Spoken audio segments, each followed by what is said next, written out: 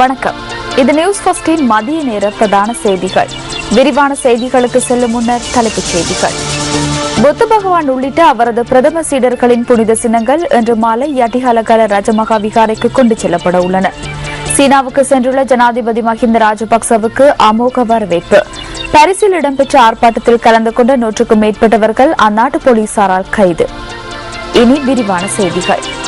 Saudi அரேபியாவில் சட்டவிரோதமாக தங்கியுள்ள இலங்கை பணியாளர்களுக்காக இன்றும் நாளையும் விசேட நடமாடும் சேவையொன்றை நடத்துவதற்கு சவுதி அரேபியாவுக்கான இலங்கை தூதரகம் நடவடிக்கை எடுத்துள்ளது.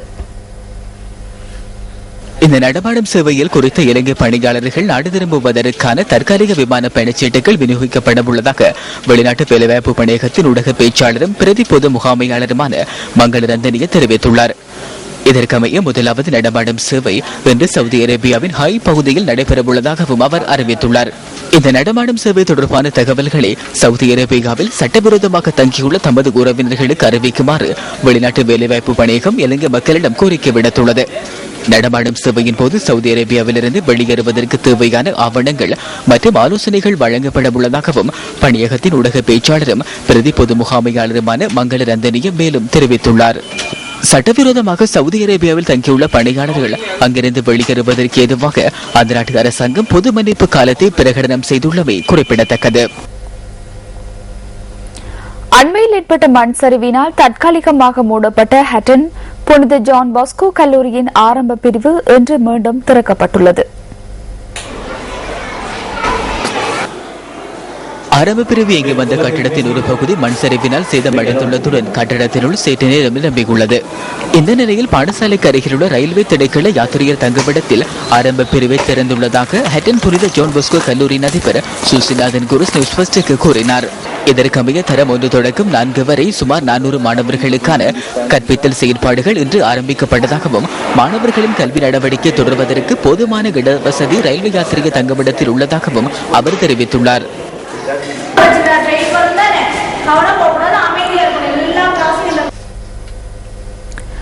நான்கு நாள் உத்தியோகபூர்வ விஜயம் மேற்கொண்டு ஜனாதிபதி மஹிந்த ராஜபக்ச இன்று காலை சீனாவை சென்றடைந்துள்ளார். இந்த விஜயத்தின் போது ஜனாதிபதி மஹிந்த ராஜபக்சவுக்கும் சீன ஜனாதிபதிக்கும் இடையில் 10 உடன்படிக்கைகள் கைச்சாத்திடப்பட உள்ளதாக சீனாவுக்கான இலங்கை தூதுவர் ரஞ்சித் உயன்கொட தெரிவித்தார். ஸ்ரீலங்கன் விமான சேவை நிறுவனத்துக்கு சொந்தமான விமானத்தில் சீனாவின் பெய்ஜிங் நகரை சென்றடைந்த ஜனாதிபதி உள்ளிட்ட குழுவினருக்கு அங்கு உற்சாக வரவேற்பு அளிக்கப்பட்டது. சீன வெளிவிவகார அமைச்சர் லியூ ஷேன்மின் மற்றும் சீனாவுக்கான இலங்கை தூதுவர் ரஞ்சித் உயன்கொட உள்ளிட்ட குழுவினர் ஜனாதிபதியை வரவேற்பதற்காக விமான நிலையத்துக்கு வருகை தந்திருந்தனர். சீனாவின் பெய்ஜிங் நகரில் உலகளாவிய சேவைகள் தொடர்பான பெய்ஜிங் உச்சி மாநாட்டிலும் ஆசிய அரசியல் கட்சிகள் மாநாட்டிலும் ஜனாதிபதி மஹிந்த ராஜபக்ச பங்கு பெற்ற உள்ளதாக சீனாவுக்கான இலங்கை தூதுவர் குறிப்பிட்டார். அத்துடன் ஜனாதிபதி மஹிந்த ராஜபக்ச சீன ஜனாதிபதி பிரதி ஜனாதிபதி மற்றும் அந்த நாட்டு பிரதமர் உள்ளிட்டவர்களை சந்தித்து கலந்துரையாட உள்ளதாக ரஞ்சித் உயன்கொட தெரிவித்தார். இலங்கைக்கும் சீனாவுக்கும் இடையிலான உறவை வலுப்படுத்துவது இந்த விஜயத்தின் முக்கிய நோக்கமாகும். இதனூடாக இரு நாடுகளுக்கும் இடையிலான உறவு மேலும் வலுப்பெறும். அதேவேளை இலங்கைக்கு பொருளாதார சமூக கலாச்சார ரீதியில் பெரும் நன்மைகள் கிடைக்க உள்ளன. ஆர்த்திக தேசபாலன சமாஜிக சம்ஸ்கிருதிக சக கலாத்மக அம்சம் விசால வாசி ராசியாக லැබෙනවා. 3 நாட்களாக நடைபெற்ற சிரச வெசாக் வலயம் இன்று அதிகாலை நிறைவு பெற்றது. புத்த பகவானின் புனித சின்னங்கள் மற்றும் புத்த பகவானின் முதன்மை சீடர்களின் புனித சின்னங்கள் வழிபாடு இன்று அதிகாலை நடைபெற்ற சாந்தி பூஜையுடன் நிறைவு பெற்றது.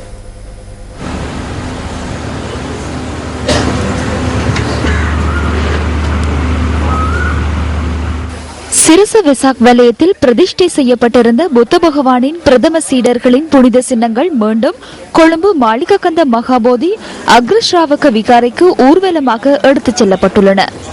புத்த பகவானின் பிரதம சீடர்களான சரியுத் மற்றும் முகலன் ஆகிய தேரர்களின் புனித சின்னங்கள் சிரச வெசாக் வலயத்தில் இம்முறை 3வது தடவையாகவும் பிரதிஷ்டை செய்யப்பட்டிருந்தன. கடந்த 3 தினங்களாக சிரச வெசாக் வலயத்துக்கு வருகை தந்த பெருந்திரளான பக்தர்கள் இந்த புனித சின்னங்களை வழிபட்டிருந்தமை குறிப்பிடத்தக்கது.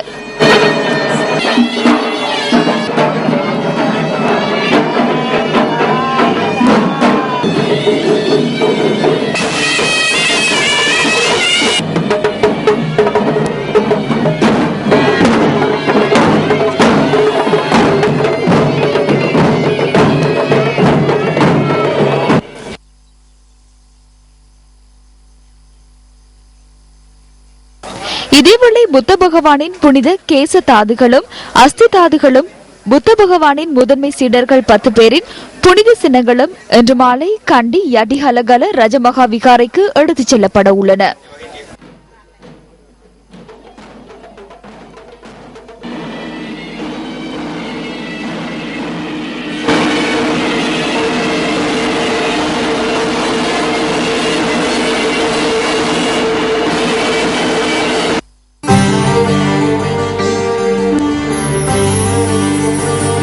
சிறுசு வெசாக் வலயத்தில் பிரதிஷ்டை செய்யப்பட்டிருந்த புத்த பகவானின் புனித கேச தாதுகளும் அஸ்தி தாதுகளும் புத்த பகவானின் பிரதம சீடர்களான 2 தேரர்களினதும் முதன்மை சீடர்கள் 10 பேரினதும் புனித சின்னங்களையும் வழிபடுவதற்கு பக்தர்களுக்கு சந்தர்ப்பம் கிடைத்தது.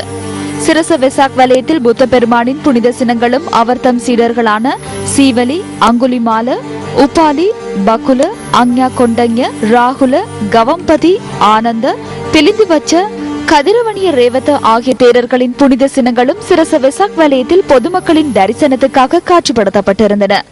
இன்று காலை வரை பக்தர்களுக்கு புனித சின்னங்களை வழிபடுவதற்கான சந்தர்ப்பம் கிடைத்தது.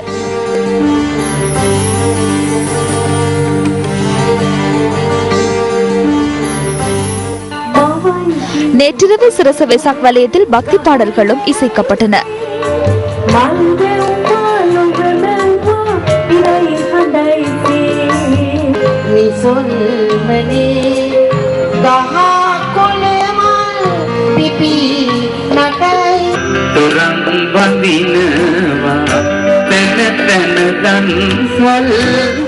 சிரச வெசாக் வலயத்தில் முதன்முறையாக டிஜிட்டல் தொழில்நுட்பத்தில் வடிவமைக்கப்பட்ட 190 திரைகளை கொண்ட வெசாக் அலங்கார பந்தலை பார்வையிடுவதற்கு சந்தர்ப்பம் கிடைத்தது. அத்துடன் சித்தார்த்த கௌதம எனும் ஆன்மீக திரைப்படமும் சிரச வெசாக் வலயத்தில் திரையிடப்பட்டது.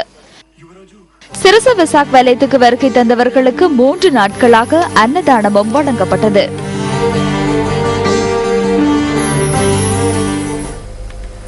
சிவனொளி பாதமலை யாத்திரை பருவ காலத்தை குறிக்கும் வகையில் மலை உச்சியில் பிரதிஷ்டை செய்யப்பட்ட சமந்தவ விக்கிரகத்தையும் ஆபரணங்களையும் மீண்டும் பல்மதுள்ள கல்புத்தலாவல ரஜமகா விகாரைக்கு எடுத்துச் செல்லும் ஊர்வலம் இன்று காலை ஆரம்பமானது. நல்லத்தனியில் உள்ள பௌத்த மத்திய நிலையத்திலிருந்து இந்த ஊர்வலம் ஆரம்பிக்கப்பட்டுள்ளது.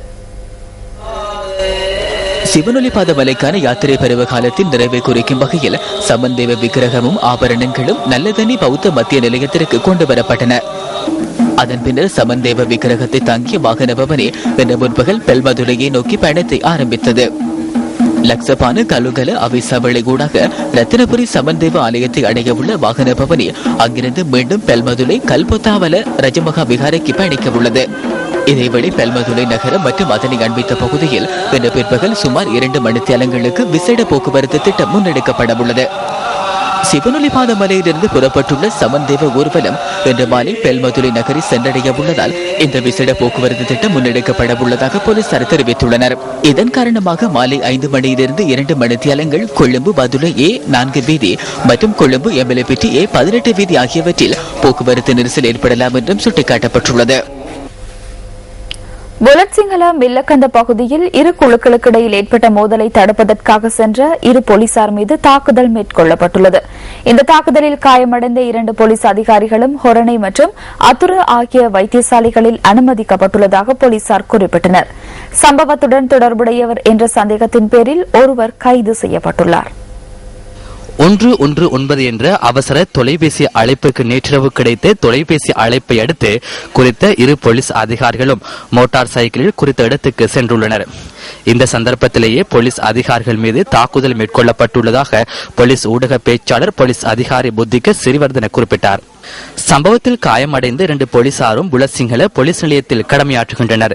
இந்த சம்பவத்துடன் தொடர்புடையதாக கூறப்படும் மேலும் 3 சந்தேக நபர்களை கைது செய்வதற்கான விசாரணைகள் ஆரம்பிக்கப்பட்டுள்ளதுடன் அவர்களில் புலசிங்கல பிரதேச சபையின் ஆளும் கட்சி உறுப்பினர் ஒருவரும் அடங்குவதாக போலீஸ் ஊடக பேச்சாளர் கூறினார்.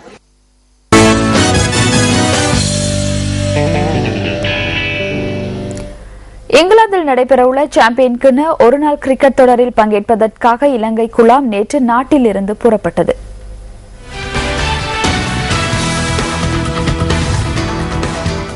ஜூன் மாதம் ஆரம்பமாக உள்ள சாம்பியன் கிண்ண ஒருநாள் கிரிக்கெட் தொடரில் பங்கேற்க உள்ள இலங்கை அணியில் 15 வீரர்கள் பங்கு பெற்றுகின்றனர். நாட்டை விட்டு புறப்படுவதற்கு முன்னர் அணியின் தலைவர் ஆஞ்சலோ மேத்யூஸ் மற்றும் கிரிக்கெட் வீரர்கள் சமய நிகழ்வில் ஈடுபட்டனர். உபாதை காரணமாக இங்கிலாந்து விஜயத்தில் கலந்து கொள்ளாத முன்னாள் இலங்கை அணித் தலைவர் மகில ஜெயவர்தன இந்த முறை அணியில் இடம்பெறுவதுடன் கையில் ஏற்பட்ட உபாதை காரணமாக சுழல் பந்து வீச்சாளர் ரங்கநேரத்துக்கு ஓய்வு வழங்கப்பட்டுள்ளது. திறமையுள்ள வீரர்கள் அணியில் இடம்பெறுவதால் தமது அணி வெற்றி பெறும் என நம்பிக்கையுள்ளதாக ஆஞ்சலோ மேத்யூஸ் தெரிவித்தார். இலங்கை அணி ஏ பிரிவில் உள்ளடக்கப்பட்டுள்ளதோடு இங்கிலாந்து, ஆஸ்திரேலியா மற்றும் நியூசிலாந்து அணிகளும் ஏ பிரிவில் உள்ளடக்கப்பட்டுள்ளன. இதேவேளை பி பிரிவில் இந்தியா, பாகிஸ்தான், தென்னாப்பிரிக்கா மற்றும் மேற்கிந்திய தீவுகள் என்பன உள்ளடங்குகின்றன. இத்துடன் நியூஸ் ஃபர்ஸ்டின் மதிய நேர பிரதான செய்திகள் நிறைவு பெறுகின்றன. எமது அடுத்த மணித்தேல செய்திகளை 2:25க்கும் பிரதான செய்திகளை இரவு 8 மணிக்கும் எதிர்பாருங்கள். வணக்கம்.